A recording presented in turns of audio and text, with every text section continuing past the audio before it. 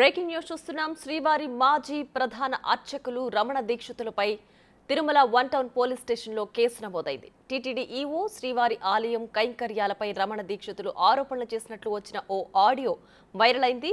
అదే ఆడియో ఆధారంగా TTD chief information అధికారి రమణ దీక్షితులపై ఫిర్యాదు చేశారు. ఆడియోలో ఉన్న వాయిస్ తనది కాదంటూ ఇదివరకే రమణ దీక్షితులు స్పందించారు. అధికారుల ఫిర్యాదుతో పోలీసులు కేసు నమోదు చేశారు. దర్యాప్తు చేపట్టాక ఆ ఆడియో రమణ దీక్షితులది కాదా లేదా అనేది తేలనుంది.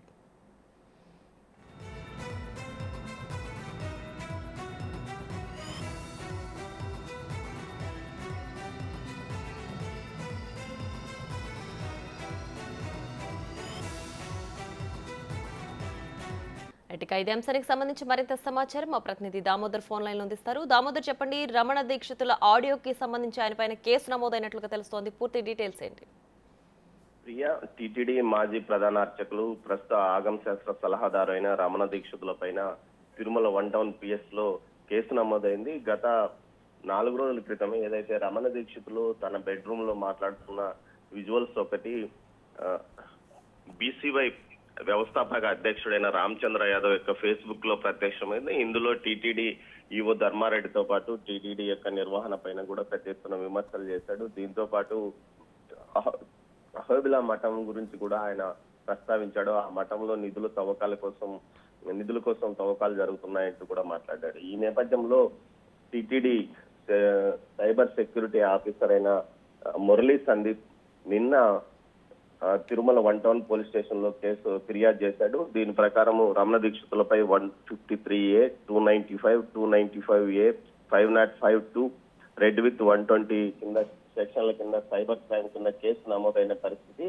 దీనికి సంబంధించి ఏదైతే ఆ రోజు ఆడియోలో మాట్లాడిన విషయాలు ఒరిజినల్ కాదా అన్న విషయం మీద కూడా సైబర్ పోలీసులు విచారణ చేస్తున్న నేపథ్యం. మొత్తం మీద అయితే తన సంబంధించి ఇప్పటికే టీటీడీ మాజీ ప్రధానార్చకులైన రమణ దీక్షితులు ఆ వాయిస్ తనది కాదు, మాస్కింగ్ చేశారంటూ కూడా ప్రకటించిన నేపథ్యం. దీంతో పాటు తనను అనవసరంగా ఇబ్బంది పెడుతున్నారంటూ కావాలని తనను బ్లేమ్ చేయడానికి ఈ విధమైన వీడియోను విడుదల చేశారని కూడా ఆయన తెలిపారు. అంతేకాకుండా ఈ విషయానికి సంబంధించి ఈవో కూడా ఒక ఉత్తరం రాసిన నేపథ్యం. అయితే దీని మీద పూర్తి స్థాయిలో అటు నిజానిజాలు తెలుసుకోవాలంటూ కూడా ఆయన కోరారు. అయితే ఈ నేపథ్యంలోనే టీటీడీ సిబ్బంది కూడా ఆయనకు మీద విమర్శలు చేసింది. దీంతో పాటు ప్రస్తుతం ప్రధాన అర్చకులుగా ఉన్న వారు కూడా ఆయన తీరును విమర్శించారు. ముఖ్యంగా విధులకు హాజరు కాకుండా ఆయన జీతం తీసుకుంటున్నారు. అదేవిధంగా ఆయన కుమారులు కూడా విధులకు హాజరు కాకుండా జీతాలు తీసుకుంటున్నారు. ఆయన ఉన్న క్వార్టర్స్ ను వెంటనే ఖాళీ చేయించాలి. అదేవిధంగా ఆయనకు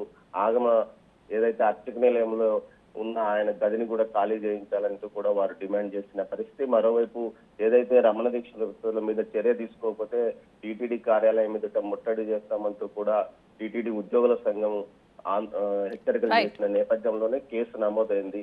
అయితే దీనికి సంబంధించి అది ఒరిజినలా కాదా అన్న విషయం తేలిన తర్వాతనే తదుపరి చర్యలు ఉండే అవకాశం ఉంది. Priya. Right Damodar, thanks for the updates.